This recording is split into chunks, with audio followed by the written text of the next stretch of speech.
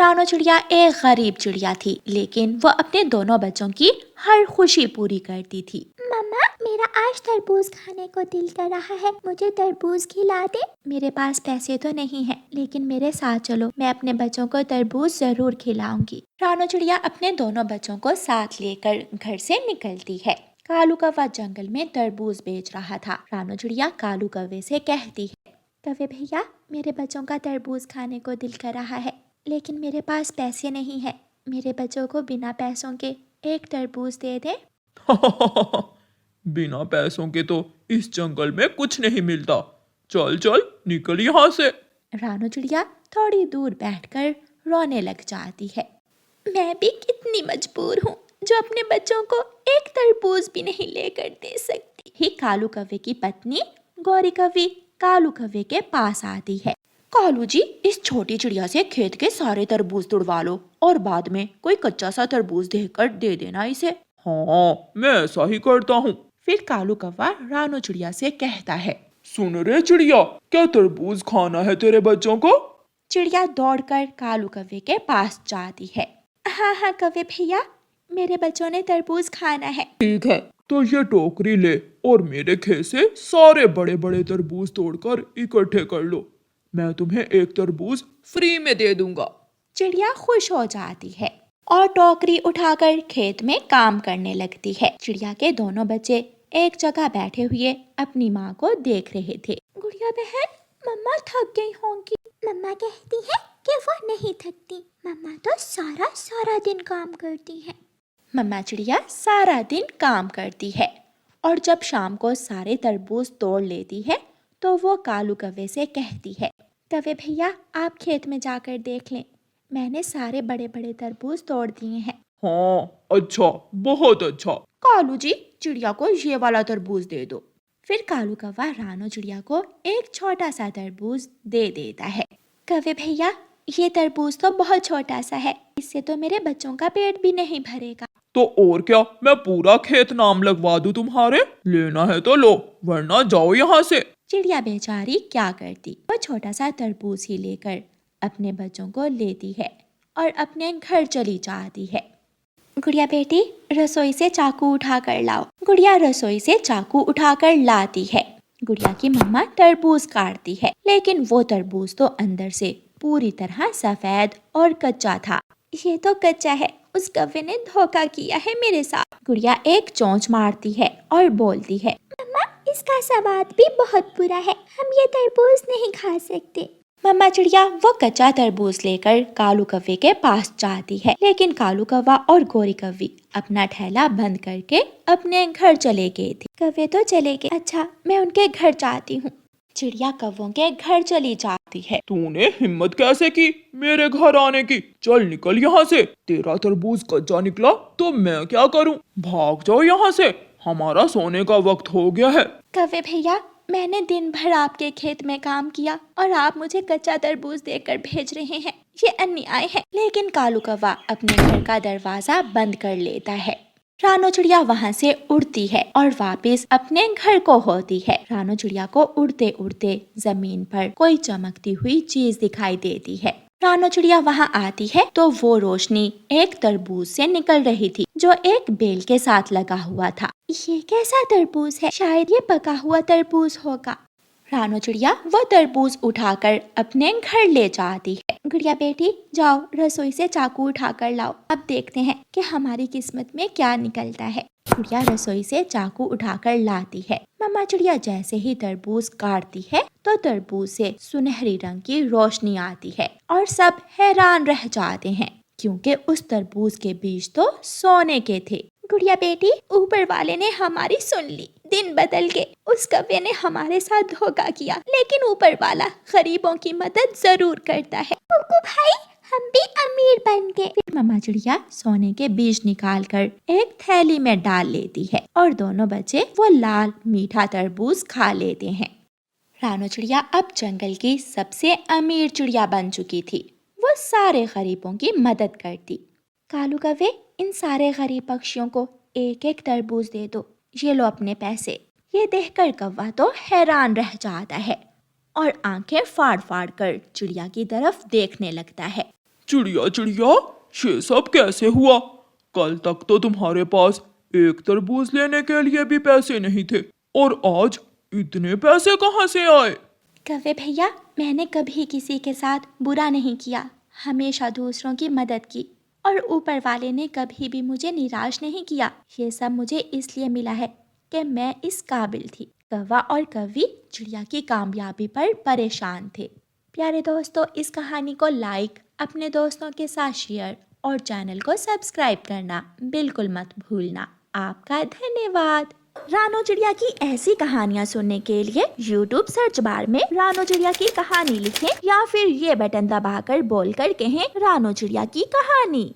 गुड़िया बहुत छोटी सी थी, मगर फिर भी वो अपने माँ की खूब मदद करती थी। गुड़िया की माँ एक विधवा थी और सड़क किनारे छोटे पक्षियों के खिलौने बेचकर अपने घर का गुजारा करती थी। शाम को गुड़िया अपनी माँ से कहती है, माँ, होली आने वाली है तो इस बार भी हम पिचकारी और रंग बेचेंगे ना? हाँ बेटी, मैं कल सुबह सवेरे दूसरे जंगल से कुछ पिचकारी और थोड़े बहुत रंग ले आऊंगी। ना जाने इस बार कोई हमारी पिचकारी खरीदे या नहीं। कोई क्यों नहीं खरीदेगा माँ, होली पर तो सबको पिचकारी और रंग चाहिए होते हैं। सुबह हो जाती है और मम्मा चिड़िया दूसरे जंगल जाती है। वो कुछ पिचकारी और रंग लेकर अपनी टोकरी में रखती है और घर वापस जाती है। ऑटो मम्मा चिड़िया को घर से थोड़ी दूर ही उतार देता है। जब सारा सामान लेकर मम्मा चिड़िया घर पहुंचती है तो उसके सर में दर्द था और उसे तेज बुखार हो जाता है। माँ,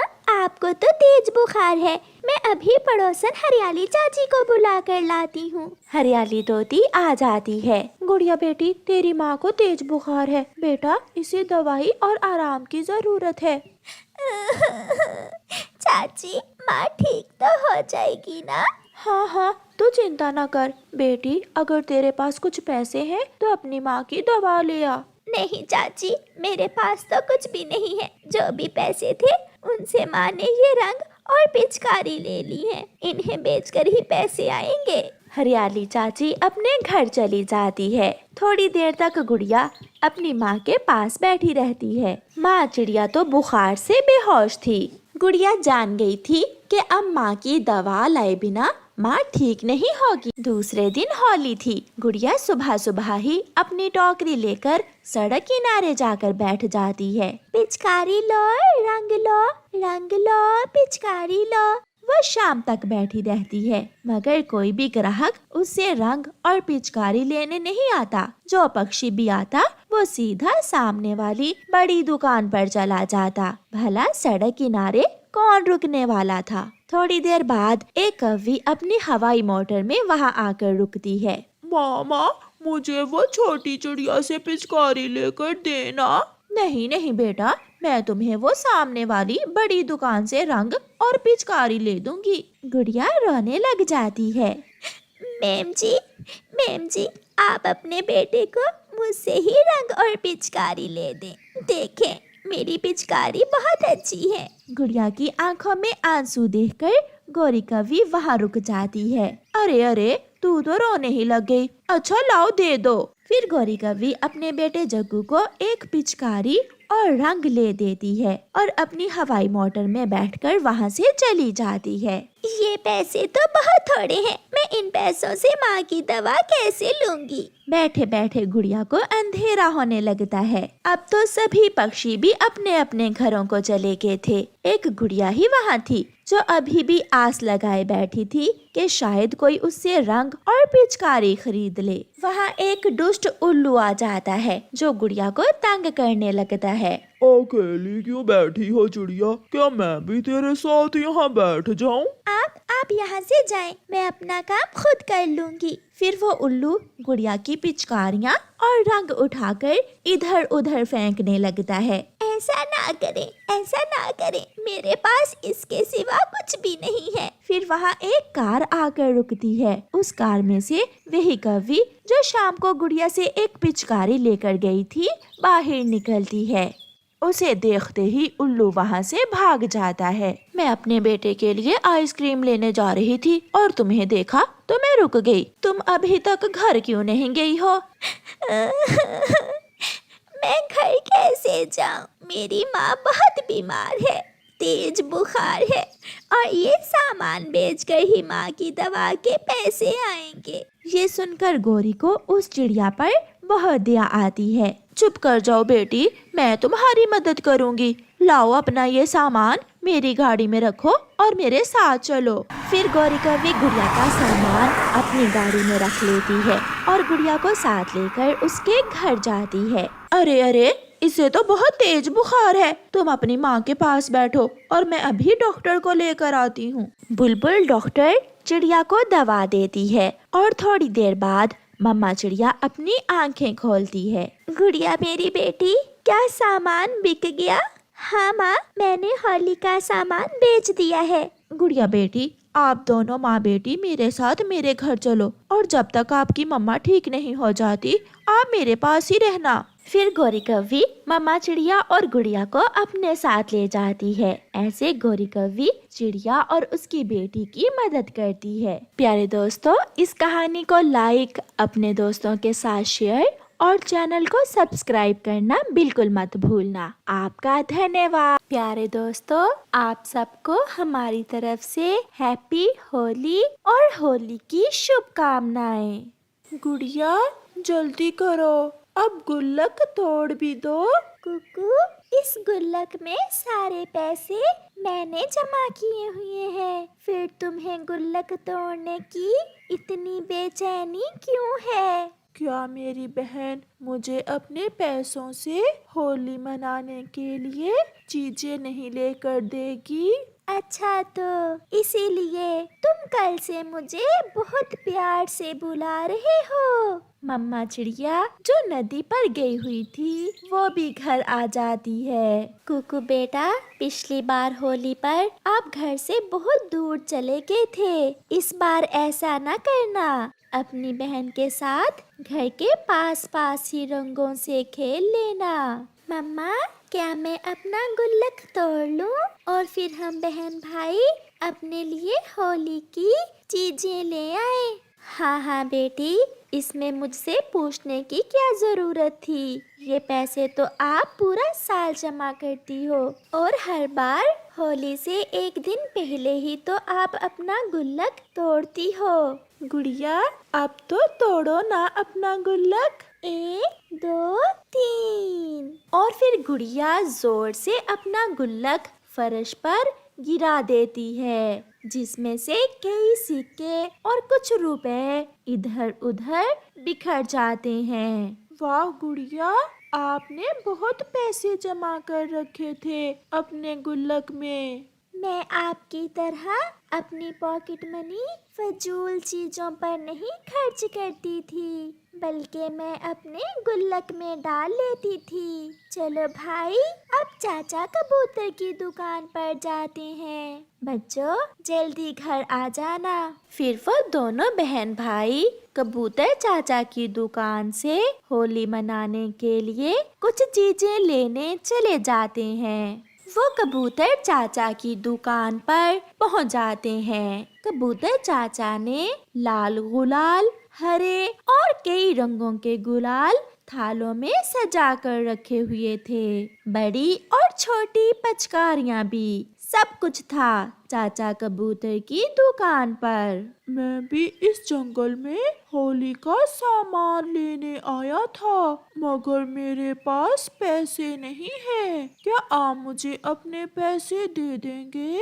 उस छोटे पक्षी की ये बात सुनकर गुड़िया उसकी तरफ देखती है, मगर कुकू तुरंत बोलता है, नहीं नहीं, आप कहीं और से मांगे। मैं और मेरी बहन ने ये पैसे बहुत मुश्किल से जमा किए हैं। ये सुनकर वो छोटा बच्चा रोने लग जाता है। कुकू भैया, हमने तो पिछले साल होली मनाई थी, क्या होगा जो इस बार हम रंगों से खेलने की बजाय अपने ये पैसे इस बच्चे को दे दें? इसका भी दिल कर रहा होगा होली मनाने को। कुकू नहीं मान रहा था, मगर फिर भी गुड़िया अपने पैसों में से कुछ पैसे उस छोटे बच्चे को दे देती है। ये लो दोस्त, आप भी अपने लिए कुछ गुलाल ले लें। वो बच्चा बहुत खुश होता है और कबूतर अंकल से गुलाल लेकर चला जाता है।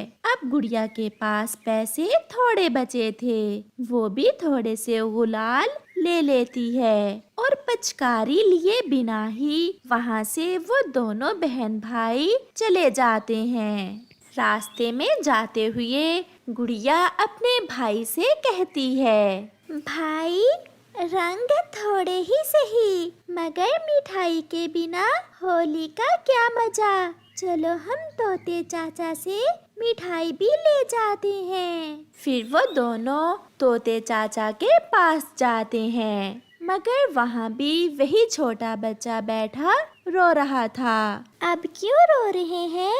मैंने आपको रंगों के लिए पैसे दे तो दिए हैं। मैंने कभी मिठाई नहीं खाई। क्या बर्फी खाए बिना भी कोई होली मनाता होगा? लो जी, अब ये बच्चा हमारे मिठाई के पैसे भी मांग रहा है। कुकू भाई, ऐसे नहीं करते। अगर किसी की मदद करें तो उसे शर्मिंदा नहीं करते। ये ले, आप भी तो मेरे भाई की तरह ही हैं। इन पैसों से आप मिठाई ले लें। और क्या हम मिठाई नहीं लेंगे? अगर मम्मा के पास पैसे हुए तो मम्मा हमें कल मिठाई ला देंगी। फिर वो बच्चा अपने घर, कुकू और उसकी बहन गुड़िया अपने घर चले जाते हैं। घर जाकर गुड़िया अपनी मम्मा को सारी बात बताती है कि कैसे उन्हें कबूतर और तोते चाचा की दुकान पर वो छोटा बच्चा मिला। आज मैं बहुत खुश हूँ। बच्चों, आपने अपनी खुशियाँ किसी दूसरे को दी हैं। देखना, ऊपर वाला आपको बदले में कितनी और खुशियाँ देगा। फिर वो सब सो जाते हैं। दूसरे दिन बच्चे अभी सोए हुए थे जब मम्मा चिड़िया बाजार जाती है और वहाँ से ढेर सारे गुलाल, बड़ी पिचकारियाँ, मिठाई और गिफ्ट लेकर घर आती है। कुकू और गुड़िया जब सोकर उठते हैं तो अपने घर में ये सब देखकर वो खुशी से उछलने लगते हैं। मम्मा, मम्मा, ये सब कहाँ से आया? बड़ी वाली पिचकारी, ये मुझे बहुत पसंद है। मम्मा, क्या ये सब आप हमारे लिए लाई हैं? हाँ बच्चों, जो नेकी कल आपने की है, मैं उस पर इतना खुश हुई कि अपने बच्चों के लिए कुछ ज्यादा ही पैसे खर्च कर दिए। जाओ और अब जाकर अपने दोस्तों से मिलकर खुशियाँ बांटो और होली मनाओ। फिर जंगल के सब पक्षी मिलजुल कर होली मनाते हैं। प्यारे दोस्तों, खुशी के त्योहार में अपने पड़ोस में भी देख लिया करें और किसी गरीब को अपनी खुशियों में शामिल कर लेने से खुशियाँ और भी बढ़ जाती हैं। आपका धन्यवाद।